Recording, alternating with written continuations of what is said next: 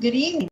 I am the committee chair, Kathy Hill, and on behalf of committee members and staff, I would like to welcome you to the February 24th, 2021 City of Roseville Local Sales Tax Citizens Oversight Committee meeting. This 5-member committee is charged with the annual review and report to the City Council on the revenue and expenditures of funds from the general transactions and use tax, known as Measure B, that was passed by voters on November 6, 2018.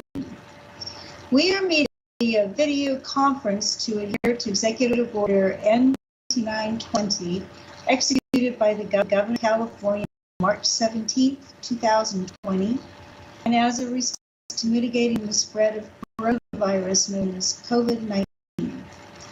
The meeting will allow members of the public to participate and address the committee during the open session. Public comment may be submitted by phone during the meeting and prior to the close of public comment on an agenda item by calling 916-774-5353. Call. You may be placed on hold until the attendant can answer. The broadcast is delayed by 30 seconds when watching at home. When your call is transferred, you will have 3 minutes for public comment on items not on the agenda and 5 minutes in which to speak to a regular agenda item. Your time will be monitored and you will be informed when you have 1 minute left to conclude your comments. If you are listening to the meeting while calling in, please turn down the volume on the meeting in order to avoid interference. When calling, please do not use the speakerphone option as it will create difficulty for the committee to hear your comments. I will now call the meeting to order. Terry, could you please take the roll? Committee Member Comstock. Present. Committee Member Dudley. Present. Committee Member Kite.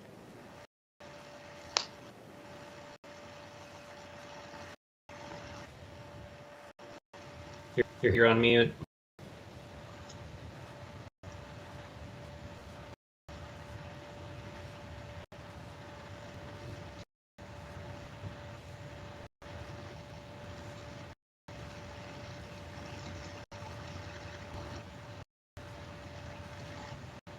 Did we lose committee member Kite?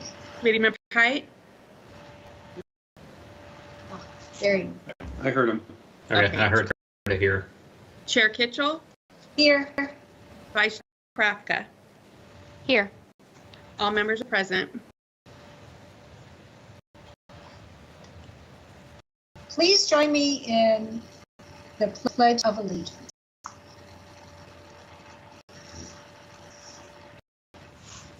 I pledge allegiance to the flag of the United States of America and to the republic for which it stands, under God, indivisible, with liberty and justice for all.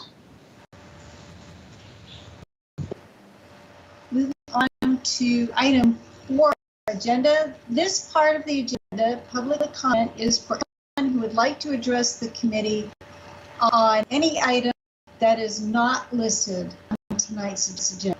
The Brown Act does not permit action on items discussed in public comment. Staff, is there anyone who would like to address the committee on any item not on tonight's agenda?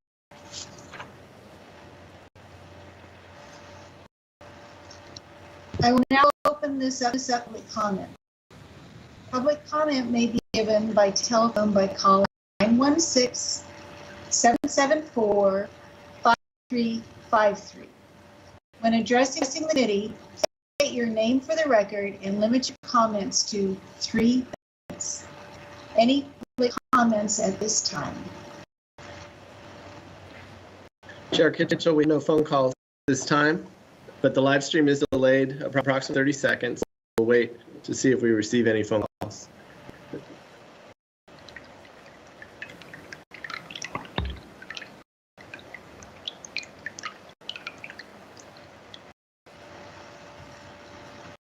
Okay, in 30 seconds, no public comments. Thank you. Item 5, approval of minutes. Point 1, minutes of prior meeting. This item is approval of the minutes of the February 2nd, 2021 meeting of the Local Tax Citizens Oversight Committee. Are there any comments from the committee? Seeing none, I will now open this up to public comment. Public comment may begin by telephone calling 916-774-5353. When addressing the committee, please your name for the record and limit your comments to 5 minutes. Are there any public comments?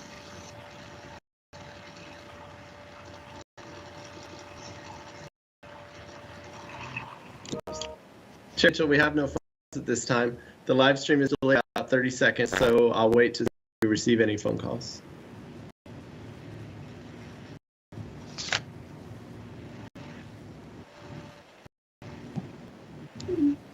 Okay, it's been 30 seconds and we have public comments. Thank you. Move on to item 6.1, report to council. For this item, staff is recommending that the Local Sales Tax Citizens Oversight Committee adopt a motion to approve the committee's report. Hang on, Kathy. I'm sorry to interrupt. Go back real quick because we never officially approved the minutes. We just held public comment and then didn't have a motion and a second and all that good stuff. Motion to approve. Second. All those in favor say aye. Aye. Aye.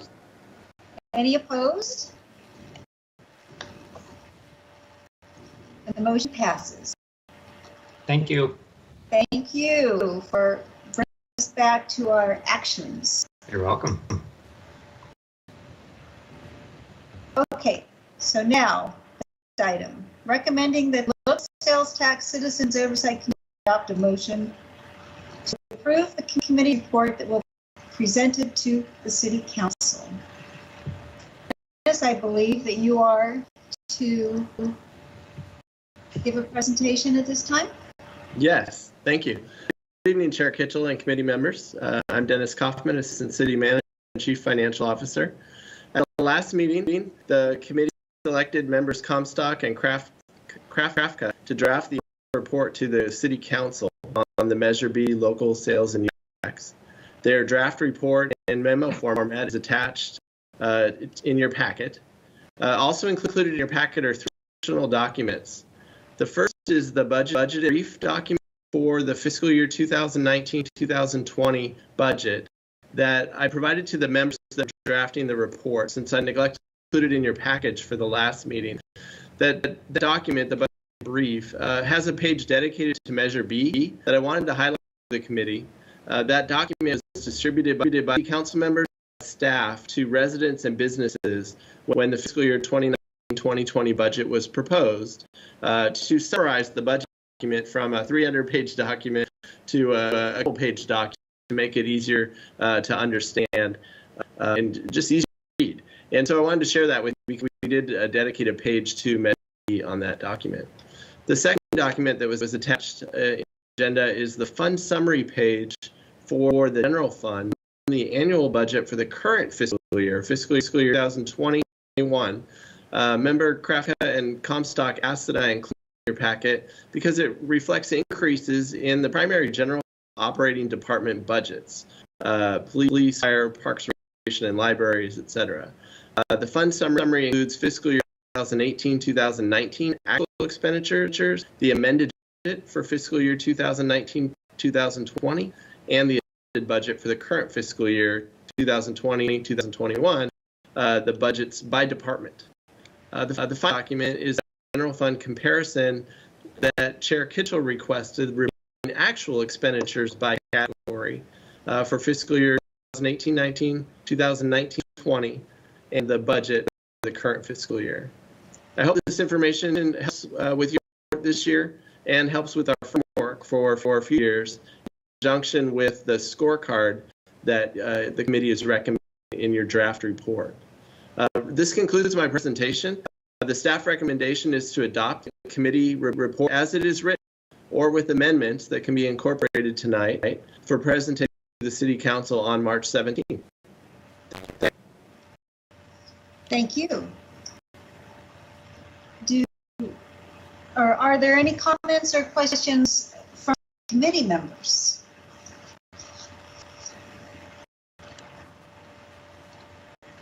Well, first of all, let me thank the two committee members who participated in this, Committee Member Krafka and Committee Member Koch. Thank you for your time and effort in preparing the report. Any comments from committee? I'll just make one comment. The reason why we had asked Dennis to go ahead and include that fund. So, you know, the core objective of the Measure B is to money aside for reserves, which they did this year. The secondary core objective is to retain and restore services. And I think that fund summary showing the variance year to year really show they did retain services, and in fact, they enhanced services, spending money in the city in those core services. And so that's why we had asked. And I think it'll be a good tool to use in future years. Thank you. Anyone else? Yeah, I thought this was very concise and helpful. I have a couple of comments. And it could be that committee members Kraft and Comstock looked at more than just the total expenditures. I'm not exactly sure of the detail that they reviewed, but a couple of questions that may come in the future from residents would be there was 18,700,000 collected, should be taxes collected for that year, and 14,790,000 was put aside in reserves, stabilization fund, emergency reserve, which left 4,990,000 that was used to cover some general fund expenses. Some of the questions that may be asked at some point in time would be, for instance, what other revenues were down so that the MB funds were necessary to cover those expenses? How much of the Measure B was used for salaries and benefit increases versus covering maintenance of prior year expenses? And I do recognize, and I think it would be important to note somewhere that the 1920 year was affected in the last quarter by the coronavirus, COVID-19. 9 months was prior to that, and then 3 months was in a turmoil because of COVID-19, which is a big part of the next report, is for next year. Which brings me to my final comment, is that and in the report it mentions that we want to develop a scorecard, and I think it's important that we start work on that sooner rather than later, because this year is already more than 6 months gone. And in order to let staff have the time to collect any information that we may want, any detail that we may need, it would be beneficial to have that request before end, probably, at best. Although I know it could be gathered together later, but it's nice to prepare for that. So that concludes my comments. Any discussion? This is Patrick. While speaking with Dennis and looking over things while in the memo, drafting the memo and helping, I think it's going to be hard to break up how much of Measure B actually went to salaries, increases, or how it's divvied up, because it all goes in the general fund. So it's very hard to actually track that from the dollar sense point to get down to how it's spent and where it's spent versus as a whole that they're maintaining and adding services. And that's kind of what I got from what I was reviewing. Is that correct, Dennis? Yes, that's why we were using that fund summary comparison. And I would recommend that, we have a base year, the year prior to measure being fully intact, and then every time we do an analysis that we compare back to that base year. It's a challenge and a problem that we would want to report if measure B revenue, for example, $20 million a year, but services were declined from the base year, right? Then the question would be, what did they do with that fund? But if we can see that services have increased at least enough to in the amount of the Measure B fee fund, in this case, aside from the amount put in reserve, then we can say at least committee member Comstock and I felt that we could safely say that services were retained in the Measure B funds we could logically say they were used to retain and add services. My only thing to that is that simply an increase in cost does not mean that it relates to the services. So I think that for the scorecard for the future, we need to look at a little more than just the total dollars. I think that perhaps we could go back to the original report from the committee that was involved in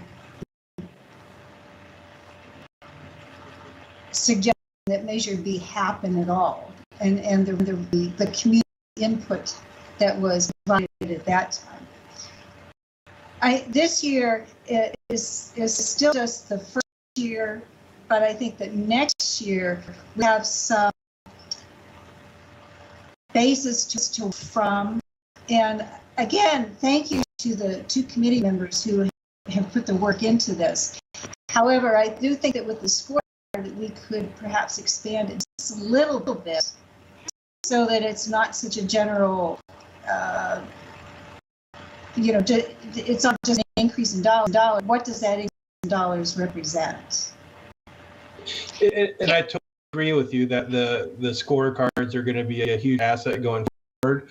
Unfortunately, we didn't have that for this year. We did speak with Dennis while we were putting this together about having staff put something together that we do have in the future. I think it will be great.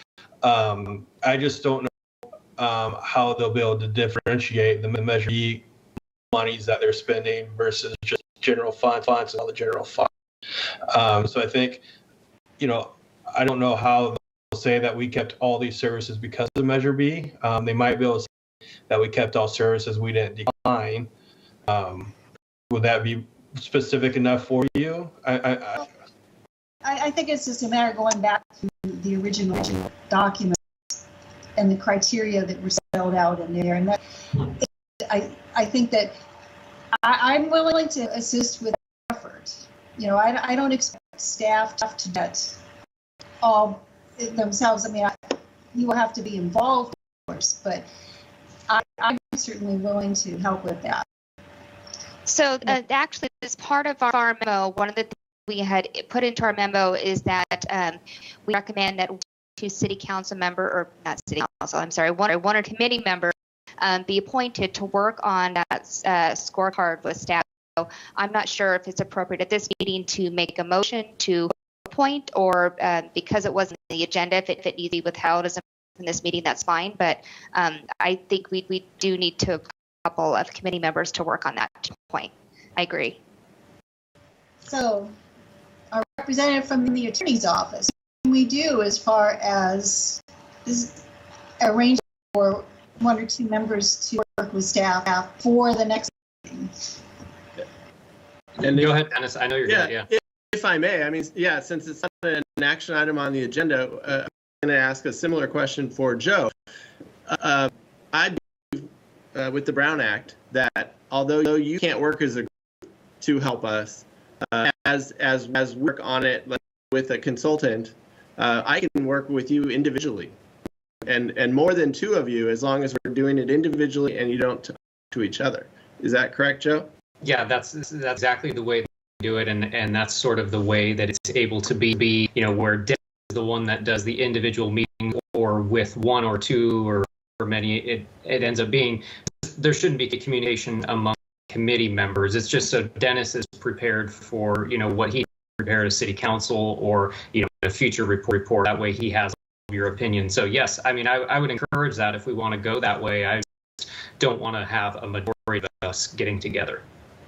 Great. And I actually personally think that it would be helpful to have one or two committee members appointed to this task, because it was immensely helpful for committee member Konzak to just have a call with Dennis and through things. Mhm. I can't imagine Dennis having to work individually with all without being able to discuss it. So I personally think it'd be helpful to have two committee members appointed to it to enable discussion with a minority, if that's okay.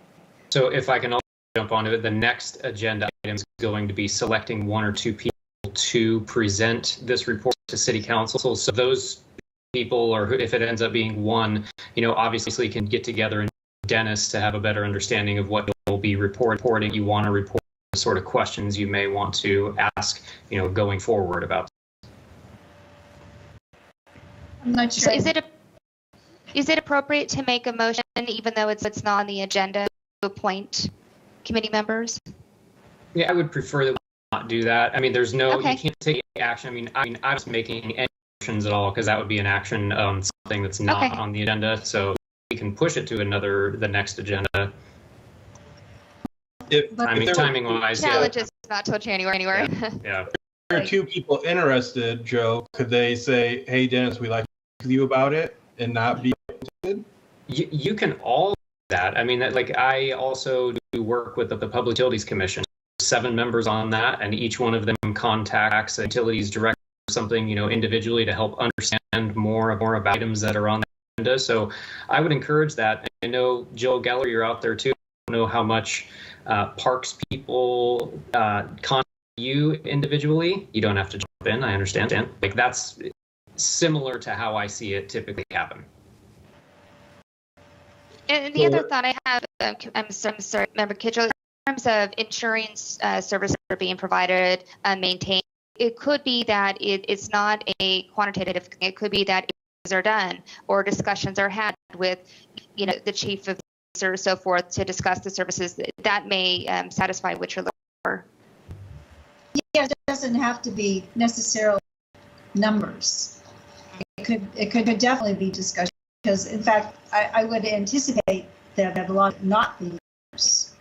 I mean, the numbers are there, but it's behind the numbers. It's what went into the numbers. Yeah. So if I understand this, we can't make a motion to actually have two people responsible for this as a committee. We can't make a motion to assign this to two people. However, we can suggest that anyone who wishes to participate contact Dennis. Yeah, I think that sounds like a great idea. If you were, I don't want anybody making a motion, but I want to try to clarify, what is the concern here, appointing certain people versus having individual communication? If we were to appoint people, which again, we're not going to do, what would be their primary purpose, would you say, based out of that? To develop the criteria that the next meeting will, that the next committee will use to develop their report. Okay. So Dennis, you had mentioned working with a consultant. Are you already planning on working with a consultant to help the draft? That is my plan. We, Chair Kitchell mentioned the former, essentially the Roseville initiative that led to Measure B, collected a lot of from the community about priorities, and I want to tap that same consultant to gather up all of those, all of that data, and help us build the scorecard that we're talking about. What I would suggest is that I reach out to each of you individually with a first draft, and we can talk about it individually, and then bring you the first meeting next year as a draft for some group discussion before it's finalized. Is there any reason why we cannot have a meeting before next January? An official meeting such as this? I'm not aware of. I'm not aware. I know we had a meeting a few months after Measure B went into effect, right? To do an initial. First one, it was like, Yeah. Right. yeah. Joe, I'm not aware of a limitation on the number. No, there's no limitation. And what I'm thinking also the way that we could maybe treat this is if we want to have one meeting after the presentation to council, so that it be a brief and a discussion about steps moving forward. We've done that with our Grants Advisory Commission before, where they have a grant funding cycle, and at the end of giving everybody money, they go, okay, what would we change up and how are things that we can, fix for next year? And this sounds like something that might be, it would have been great to have as an agenda item something tonight about how to move forward. I'm just wary of, having this be an official item that gets, action taken on tonight. So can I ask, as part of the memo, one of the bullet points of the memo that the committee recommends city staff work with one or two members of the. There's an action on the agenda tonight to approve that memo. So in essence, are we approving that bullet point that we need to appoint one or two memos and approving that memo? In other words, it's already on the agenda. It states that we can approve the memo. Part of that memo states that we recommend one or two members appointed. what does it say? Members may be appointed to what? The committee recommends that city staff work with one or two members of the committee to develop a scorecard future years to provide supporting evidential document of Measure B revenue use. Then I would absolutely say that that's in there. And I was even thinking if that's something that we wanted to include as like, here's the draft final report, but we would like to add an extra bullet to it, says something to the effect of, appoint a couple of people to create this checklist. But yeah, you're right. It's in there already. So technically, if this draft report were approved, that would be, essentially already approved. Well, Okay. We could even edit the draft report to add the two names if you want to. Live. Okay. Do that, so we could go ahead and select one or two people? As part of the action and that included on the agenda tonight, which is Yes. editing. I think that would save everyone a meeting. Yes, I would totally agree with that. Would be fine. Okay. And one of the reasons that I would like to get this done, and perhaps another meeting, is we're really laying the groundwork for all the future years. Yep. What we do now is critical to future committees for however long it continues. And so that's why we're kind of pushing, getting something in place that make it easier for next year and the year after that and the year after that. And it may be that we need to have one or two more meetings in this current calendar year to get the scorecard approved, and accepted, and agreed to by all this, because we can't communicate outside of the meeting. That pushes us into having a couple more meetings, in my view. I have a question for Joe and Dennis. My understanding is the 1920 fiscal year budget, the review of that has already taken place at the council level, and it's already been approved. The final review of it. The final audit report and financial results, yes, that is correct. Right. So we're doing this in the rears of that information already being presented not only to the council but the public. That is correct. Okay. And the primary reason for that is that the council accepts the final audited financial statements of the city officially in early January. Okay. With that in mind, and appreciate Kathy's concern about this. Well, my concern is using staff time and resources beyond what we're doing now, and so that's my concern about having additional meetings to come up with the checklist.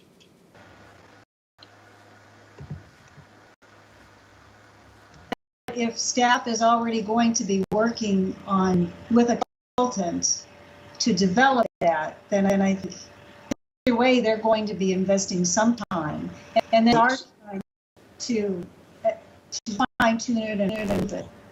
Right. So there's one thing of staff's going to spend their time working with the consultants. That's already baked in. The time that they're going to spend to set up meetings and to execute them is a whole different thing. True, but and that's my concern. How do we as a group accept the results? Well, Dennis has already offered up to meet with us individually, and that's satisfactory from my perspective. Okay. Any comments from other members or from staff? I do think, to Committee Member Duffy's point, we have to rely a lot on the two people that are appointed to this task. Right? The other members will have to rely. Now, we will have to approve the scorecard at this meeting, whether it's in January or whether it's another intermediary meeting. We'll have to rely on those committee members that are appointed to this task for their work, just as the rest of the committee on Committee Member Comstock and myself to draft the memo.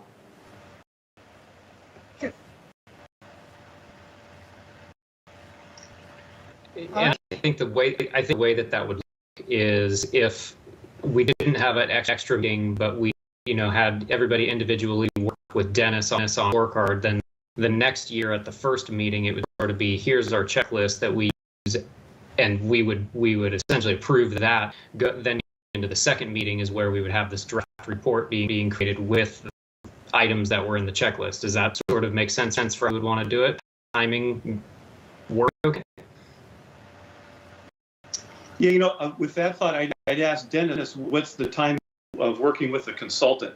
So anything that we would do, I would be on the back end of any that he has the consultant. Well, I agree with Chair Kitchell. I want to start it right away. I can't tell you how long it will take. I do not know at this point. I assume it'll take several months, but I don't want to commit to summer and not be ready. So I don't know. We haven't done this before. I also want to mention, you could identify two people in this memo and still reach out to the other three members individually to share a draft before our next meeting, whether it's in the fall or it's in January. So those three it would be all right for those to provide you with feedback? Individually, with talking to each other, yes. Okay. All right. I would be on that. Okay. Well, then I guess we need to discuss which two members could work together with us on this. Is that right? Yes. So if this is kind of the last thing to talk about in the draft report, then yes, we can talk about who would like to have work with Dennis, and the committee can choose one or two people. And essentially right now I would say, does anyone have an interest for sure doing that? Because you can certainly nominate yourself or note your interest now. I'm interested. Okay. Anyone else interested?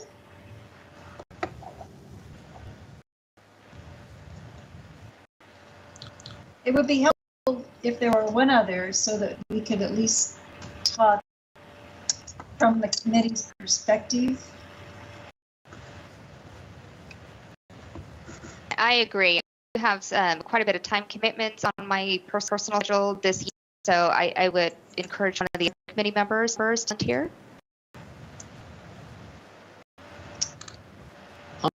I would certainly volunteer to do that. Just that I had a little input on when meetings meetings, discussions were scheduled. Same thing. I've got this obviously going on, lots of things to do, but that doesn't mean I can't find times that would be appropriate.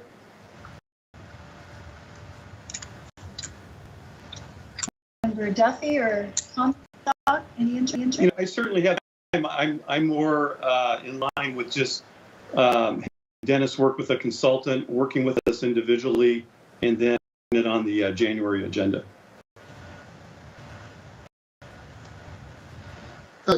Catherine, I don't think anybody would be uncomfortable with having you be the person chosen for that, provided that we're all sort of involved in the discussion, even via Dennis one-on-one.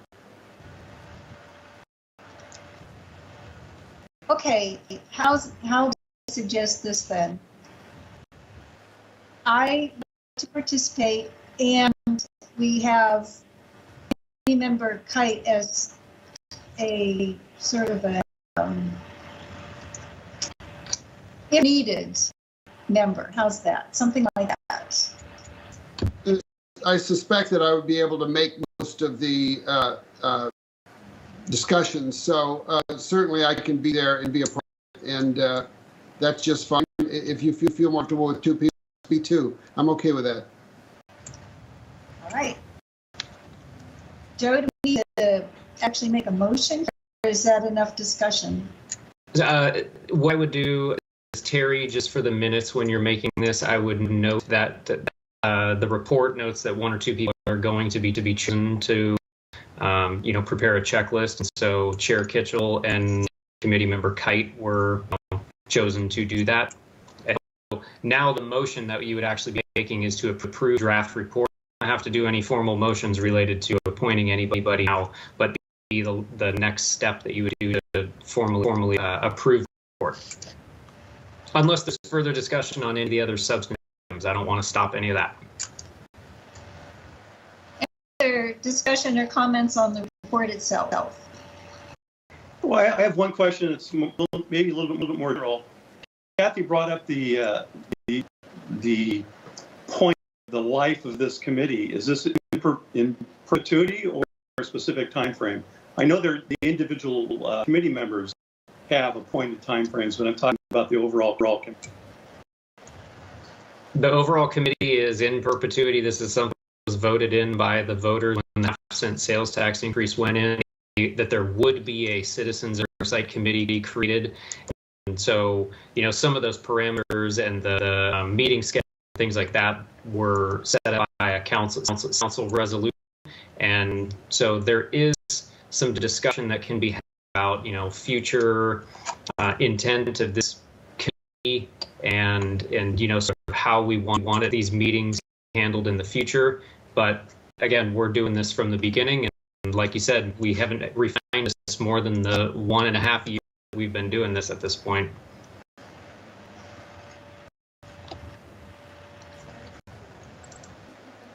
All right. Do I have a motion to approve the committee's report to the City Council? I will make. Okay, I'll second. All right. All those in favor? Sorry, who made the motion? I'm sorry. I did. Was that Kathy? I'm sorry.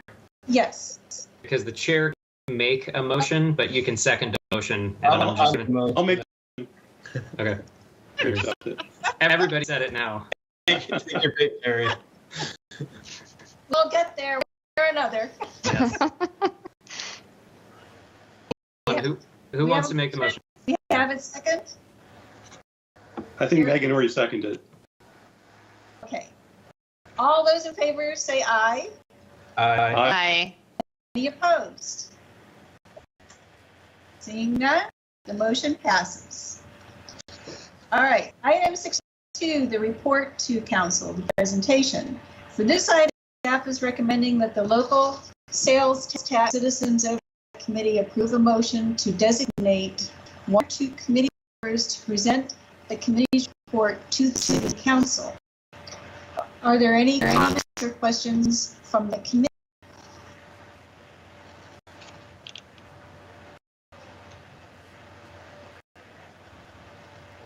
certainly think it would be appropriate to have the two people that drafted it to present if they're willing. I will not be able to attend, and I have something else going on. I physically won't be there. Sorry. I would suggest the chairman and Megan. Do we know what meeting it's going to? March 17th.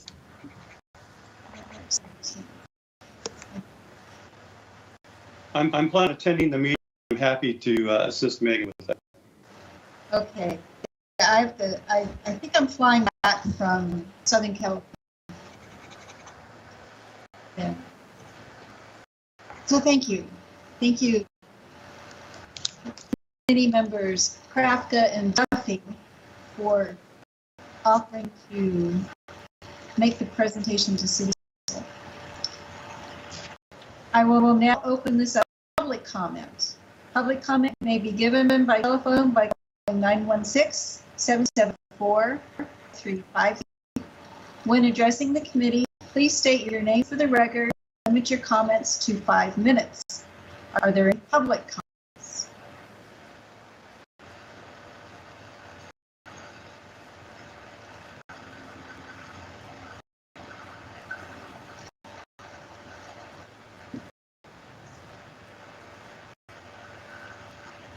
Mitchell, we have no phone calls at this time. The live stream is delayed approximately 30 seconds. So we'll wait to see if we receive any calls.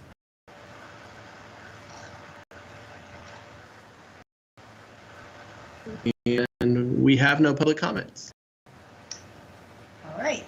Do I have a motion to approve committee members Krafka and Duffy to present the report to the City Council? I'll make a motion and say thank you for doing that. Do I have a second? Second. Thank you again. All those in favor say aye. Aye. All those opposed say no. Hearing none, the motion passes. All right. Well, can I have a motion for adjournment? I'll go ahead and make a motion to adjourn. But I don't think there is. I'll second. Okay. Well, thank you all. First of all those in favor say aye. Aye. And any opposed? No. All right, then. Thank you all. We are adjourned. Thank Thank you. you. Thank you, everybody. Thank you, everybody. See ya. Bye.